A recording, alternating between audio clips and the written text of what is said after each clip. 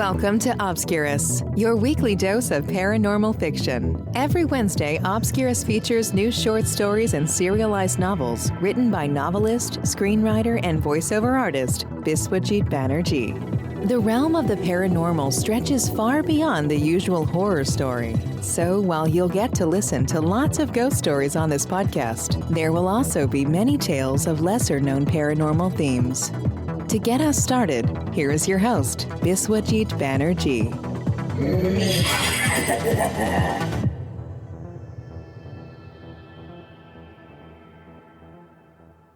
Hello and welcome to Obscurus. My name is Biswajit Banerjee and I am your host for this show. This is a special episode. Yes, my friends, it is the 50th episode of Obscurus.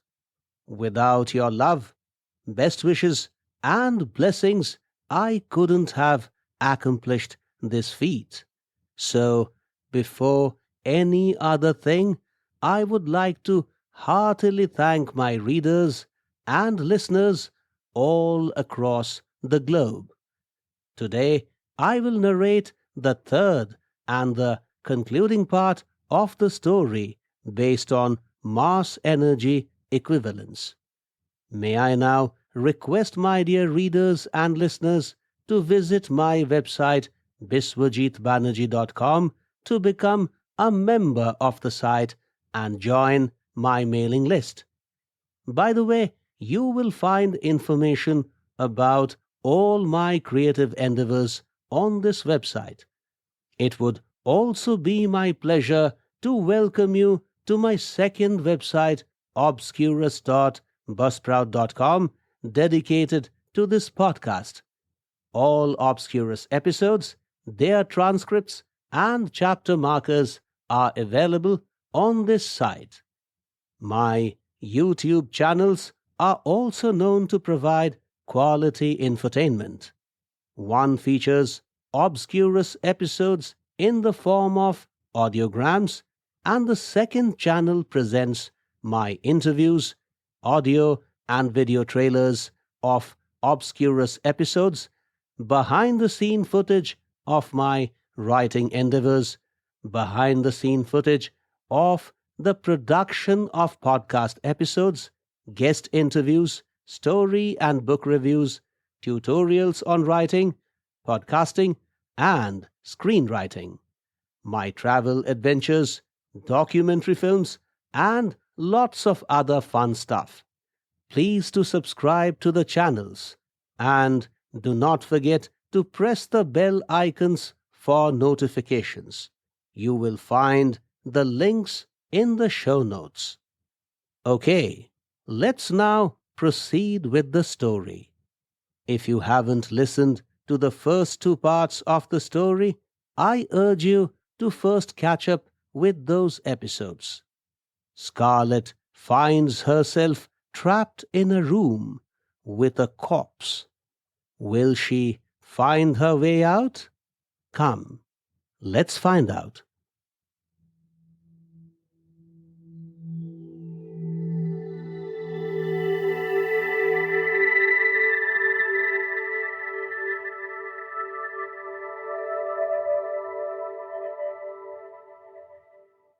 The Equivalence, Part 3, written and performed by Biswajit Banerjee.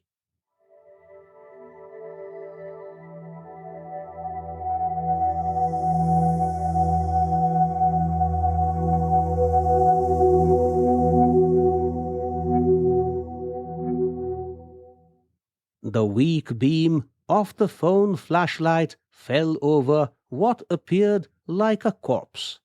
So, you killed Richard. Where are you, bastard? Come, kill me too.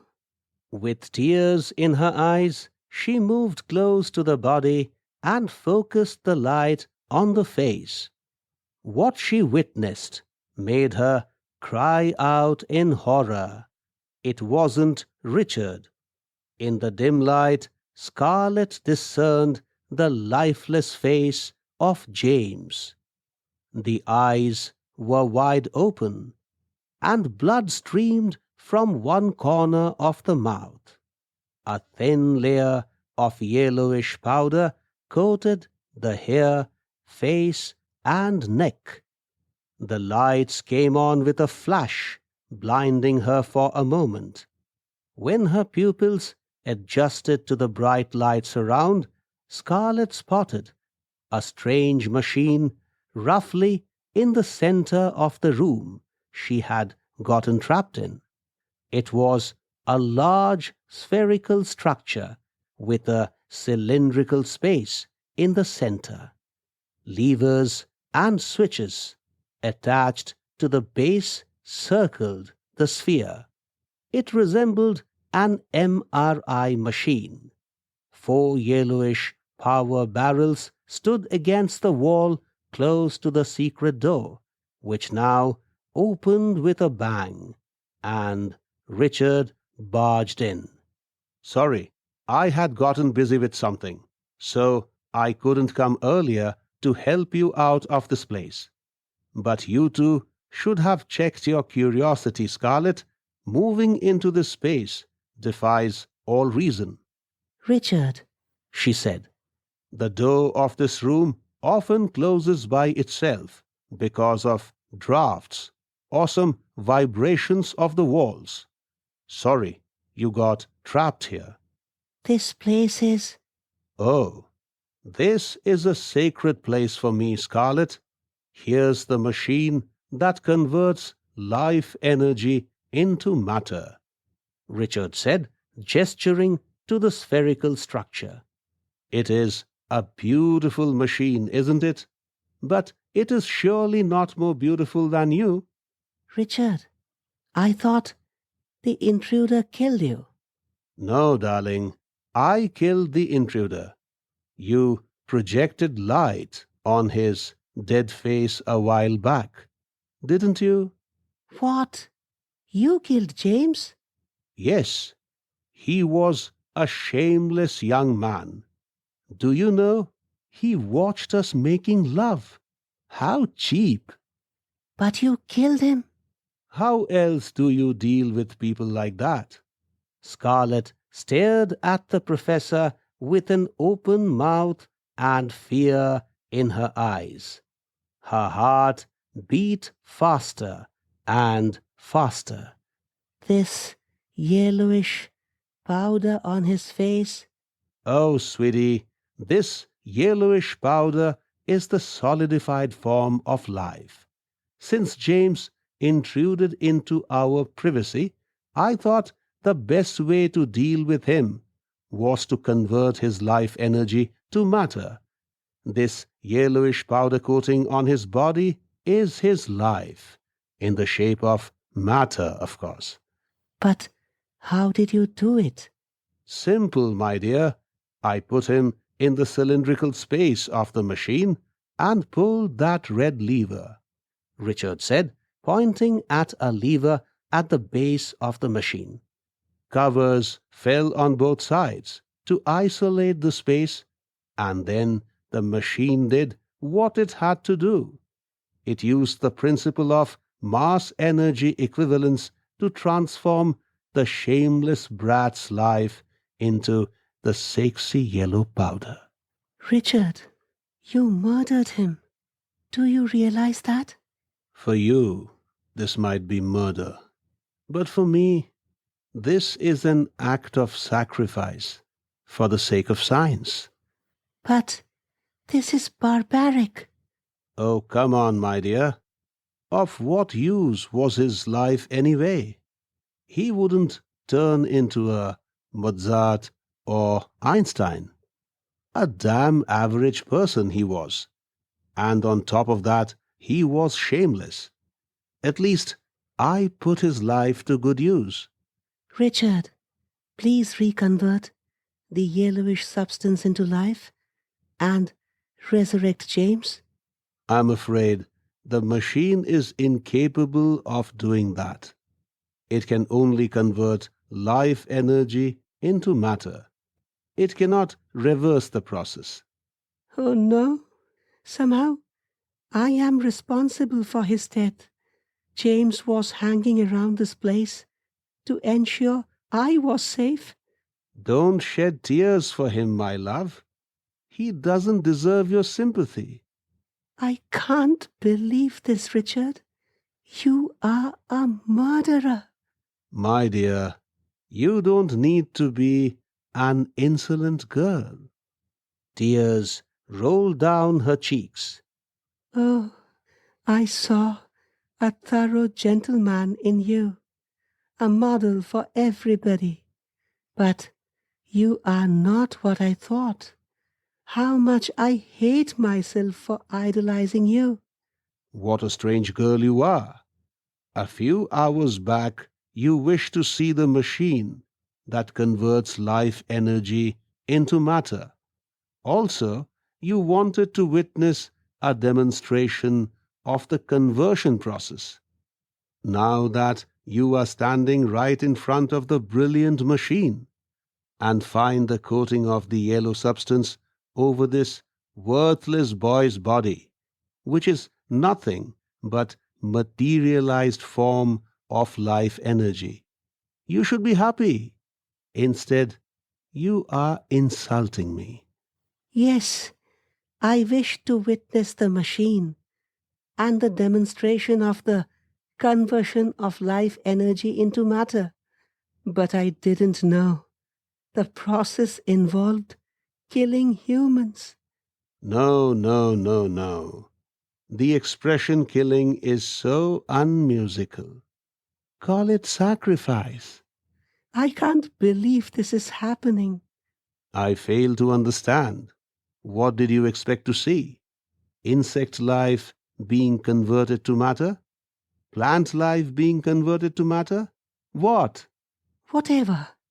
But I didn't expect to see human lives being so-called sacrificed to generate matter. But dear, I did try doing this with lower life forms, with plants and animals. The substances plant and animal life energies get converted to are ugly to look at. So, you started converting human lives into matter for reasons of beauty? Well, Scarlet, beauty is one reason, but the major reason is What? What is the major reason? the professor walked up to James's body and moved a finger across his face to brush away some yellow powder. He licked the substance and said, "This matter keeps me healthy and young. Look at me. I am more handsome than a 25-year-old man. And you did experience what I am capable of in the bed, didn't you?" Disgusting. You are disgusting. Oh, come on. Nothing is disgusting in keeping oneself healthy and young. By the way, I don't hurt people beyond 30. The strength and vitality of people under 30 are remarkable. So, for a good number of years now, I have been converting the life energy of people under 30 into yellow powder. I suggest you also keep yourself perennially beautiful by consuming this powder on a regular basis. Shut up, will you? Don't get angry. You did like the taste, didn't you? What the hell are you saying? The soup, my dear. My special soup. You enjoyed it, didn't you? So, you... Yes, I prepared it with the yellow powder. I keep plenty in stock. Some stock is right here in those barrels, Richard said, pointing at the barrels. Now, I know James was right. You were responsible for the disappearance of more than 24 girls who visited this damn place of yours. Well, my dear, They were average humans just like James. So I just put their lives to good use. You killed them. Again, you are using the wrong expression, Scarlet. Please be careful with what you say. I didn't kill them. I sacrificed their lives for the sake of science. How many lives have you converted into matter so far? More than 150, I guess. Most of these people were between 20 and 30 years of age. Scarlet stood there with her head down for a while. What are you thinking, my dear? After a few deep breaths, she replied, I got to leave now, Richard. But where will you go? You won't be allowed entry into the hostel now. Rather, let's have a sumptuous dinner and then on the bed. You know what I mean? Without giving a response, Scarlet walked towards the door. Where are you going? Yet again, she didn't respond and kept moving. But before Scarlet could walk out of the room of horrors, the door slammed shut before her. She turned back to find a faint smile on the professor's face. That's no paranormal activity, Scarlet. I have a remote control for the door. Open it. But I said open it. don't shout, my dear. It hurts my ears. Open the door. No, you cannot leave without watching a demonstration of the mass energy equivalence. I have already seen the demonstration. No, Scarlet, you just saw the machine and the yellowish powder. But you haven't watched the machine convert life into the yellowish powder, have you? Richard pulled out a glass container from the inner pocket of his robe. A trapped lizard was struggling inside it. I'm not interested. But I am, my dear. Watch the demonstration, and then you can go wherever you want. Scarlet had little choice but to cooperate with the professor, though she doubted Richard would let her go if she watched the demonstration. Not to offend him appeared to be the best bet under the circumstances. Okay, go ahead. Demonstrate the mass energy equivalence. Sure. Come here, Richard said, and walked up to the machine and put the glass container in the cylindrical space.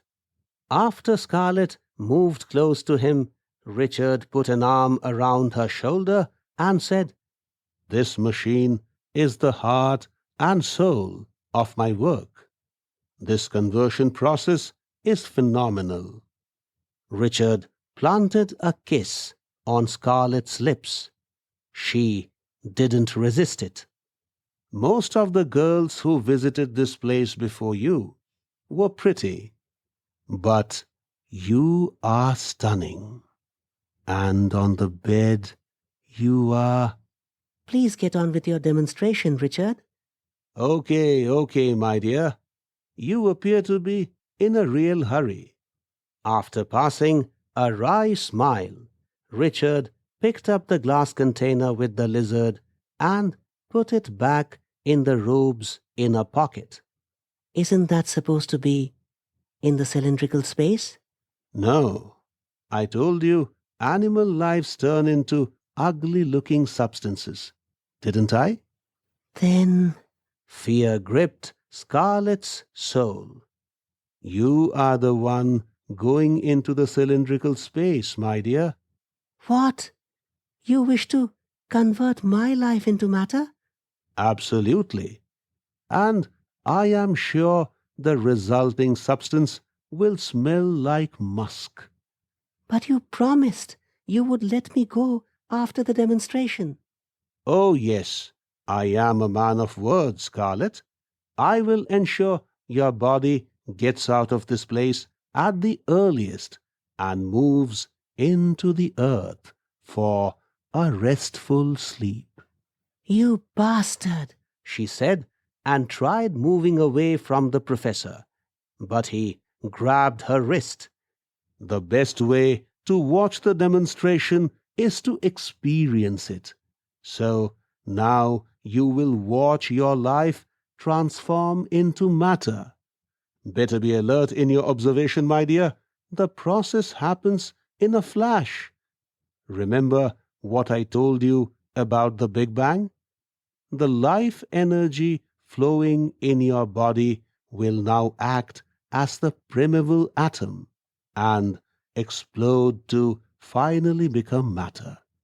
Your body, however, will fall into a lower chamber before the explosion and not be harmed. The restful sleep is guaranteed. The strong professor pushed her into the cylindrical space and punched her nose. She screamed, "Help! Someone help!" "Don't be a fool. No one can hear you calling out, Scarlet." Richard punched her nose again and then landed a blow on her stomach.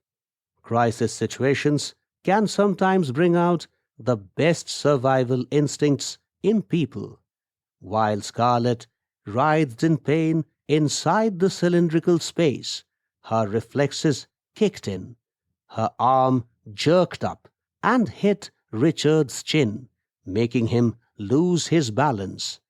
As the side of the professor's face hit the floor of the cylindrical space with a thud, Scarlet moved her hand into his robe and pulled out the glass container from the inner pocket. Something else also came out of the pocket, rolled out of the space, and landed on the room floor. Without paying attention to what the object was, Scarlet slammed the container on his forehead. A groan escaped the professor's mouth as she hit the hard glass container on the same spot again. Then Scarlet struck his eyes, nose, and mouth repeatedly, causing those parts to bleed profusely. Yet another blow on the mouth with the container.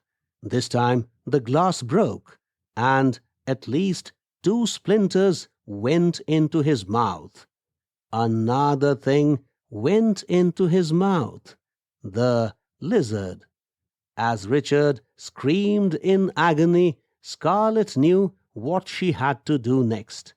After quickly moving out of the machine, she garnered all her strength and pushed the professor's body into the cylindrical space. And then only one thing was left to be done. Scarlet pulled the red lever.